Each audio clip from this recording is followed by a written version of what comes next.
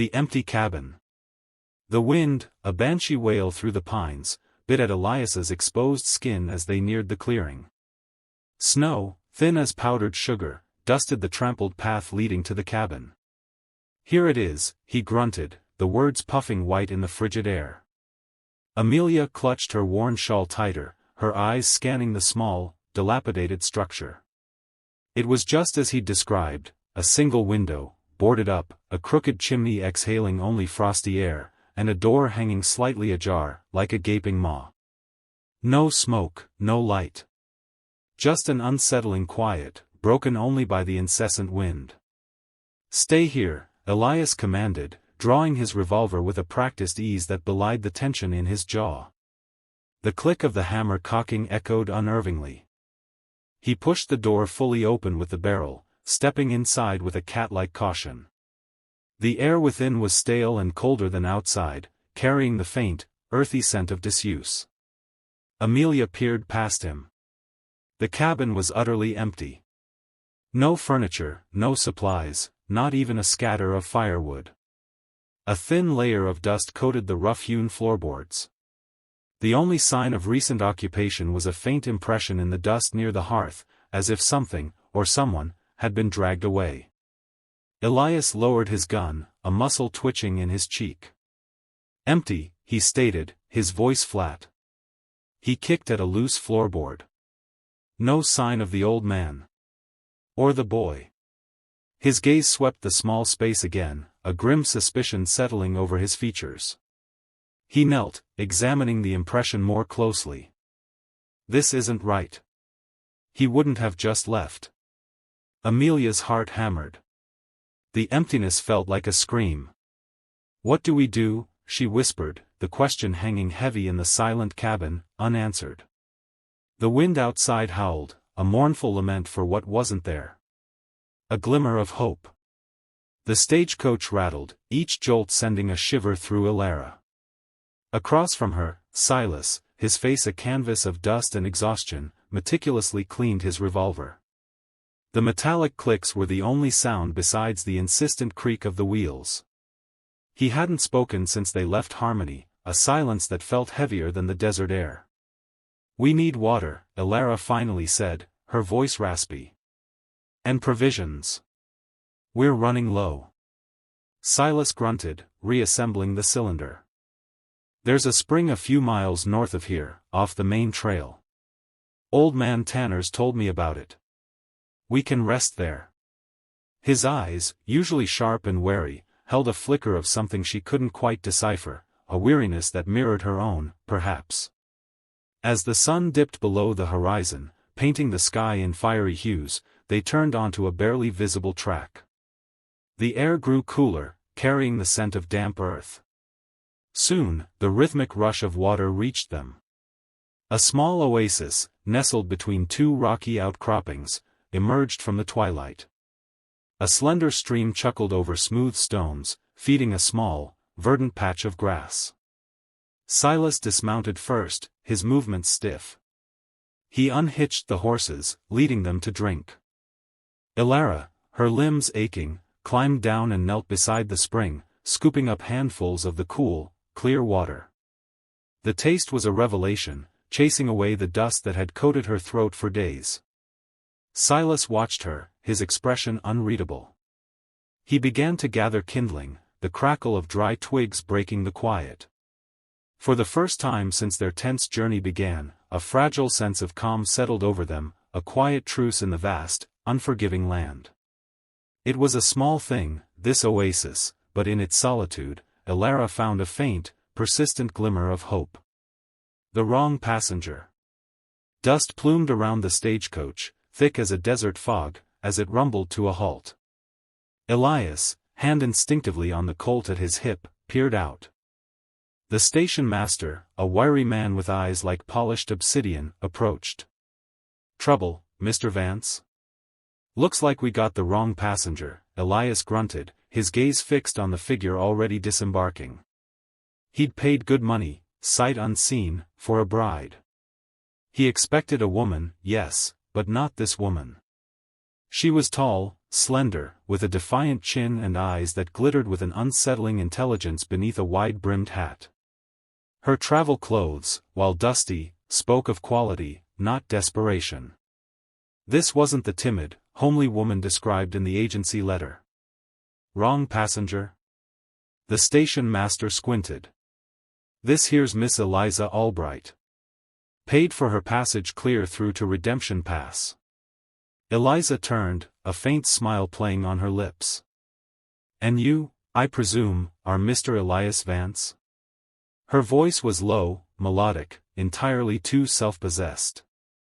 The agency was rather vague on the details, but your reputation precedes you. She extended a gloved hand, not in greeting, but as if expecting him to kiss it. Elias ignored the gesture, his jaw tight. There's been a mistake, Mississippi. I was expecting someone else. Indeed? Eliza's smile broadened, showing a flash of white teeth. Perhaps the mistake is not yours, Mr. Vance, but the agency's. Or, perhaps, mine. What an intriguing predicament. Her eyes, a startling shade of blue, flickered with an unreadable amusement, as if the entire situation was a delightful personal joke. The air crackled between them, thick with unspoken questions and a tension that had nothing to do with the desert heat. Ilara's story. Ilara traced the rim of the chipped porcelain cup, the weak lamplight doing little to warm the drafty saloon. My father, she began, her voice a low murmur against the distant piano's tinny melody, he had debts. Many of them. She glanced at Silas, his silhouette a stark outline against the hazy window. He saw a way out, a solution that involved me. A cold dread settled in Silas's gut. A marriage of convenience, he prompted, his hand instinctively resting on the worn grip of his revolver. More like a transaction, Ilara corrected, a bitter edge to her tone. To a man twice his age, a cattle baron with a reputation for possessiveness. She shivered, despite the close air. I ran. It was a moonless night, the desert a black canvas. I barely had a coin to my name. She looked directly at him then, her eyes, the color of twilight, holding a fierce resolve. I paid a woman in a back alley for a name, a contact. Someone who could get me far away, anonymously. Silas remembered the advertisement, the carefully vague wording. He'd paid for a bride, sight unseen, for peace, for a new beginning. He'd found a ghost of a woman on that stagecoach, not the robust figure promised. And that contact, he said, his voice gravelly, led you to me? Ilara nodded, her gaze unwavering. She promised a quiet life, a new identity. A chance to disappear. The truth, delivered with such raw honesty, hung heavy between them, thicker than the saloon smoke. Silas felt a tremor of something he hadn't felt in years, not just suspicion, but a strange, unsettling empathy. An unlikely roommate. The stagecoach lurched, rattling the last vestiges of sleep from Elias.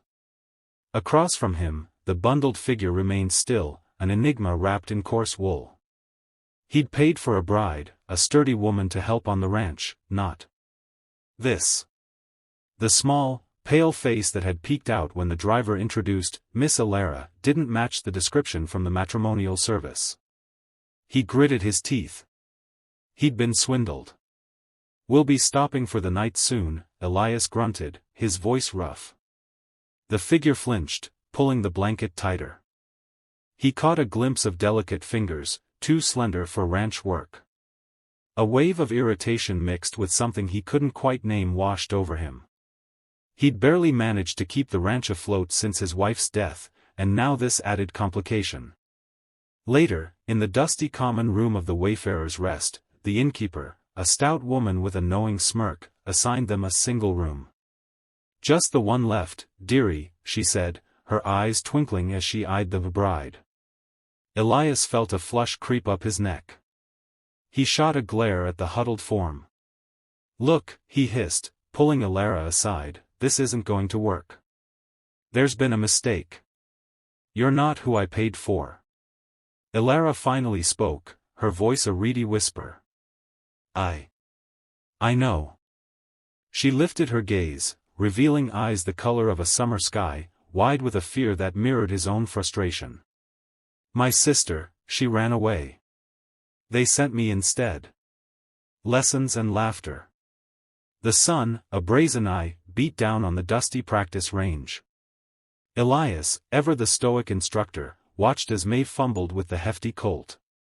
Balance, girl, he rasped, his voice like grinding gravel. It ain't a feather. She grunted, her brow furrowed in concentration, the scent of gunpowder and sage thick in the air. Her shots, while improving, still veered wildly. Think of the target as something you deeply resent, he offered, a flicker of something almost like amusement in his eyes. Later, as the sun dipped, painting the sky in fiery hues, the real lessons began. Maeve, perched on the porch swing, listened intently as Elias recounted tales of bounty hunting and survival. His voice, though gruff, held a hypnotic quality. He spoke of reading tracks, of knowing when to draw and when to walk away. Always assess the situation, he emphasized, his gaze distant, lost in memories. A quick draw don't mean much if you're already dead. A comfortable silence settled between them, broken only by the chirping crickets. Then, Maeve, emboldened by the twilight and perhaps a shot of Elias's questionable whiskey, began to recount her own, embellished, adventures from the city. She spoke of daring escapes from high society balls and outsmarting conniving suitors, her eyes sparkling with mischief. Elias, at first rigid, slowly relaxed, a low chuckle rumbling in his chest. A genuine smile, a rare bloom, touched his lips as Maeve's laughter, unrestrained and bright, filled the evening air. The tension of their forced arrangement, for a brief, precious moment, dissolved into the comfortable rhythm of shared stories. Trouble in town. The scent of stale beer and desperation clung to the air of the saloon, thick as the dust motes dancing in the afternoon sun slanting through the grimy windows. Elias, his back to the wall, nursed a watered-down whiskey, his gaze sweeping over the boisterous crowd. He'd sent Maeve to Mrs. Henderson's to fetch some provisions, a task he usually handled himself, but a gnawing unease had settled in his gut since their arrival in Harmony Creek. A sudden hush fell, broken only by the creak of the saloon doors. 3 men, their faces etched with a mean-spirited arrogance, strode in. Elias recognized Jedediah, the saloon owner's brutish son, and his 2 equally unpleasant cohorts. Jedediah's eyes, cold and calculating, landed on Elias. Well, if it ain't the new lawman.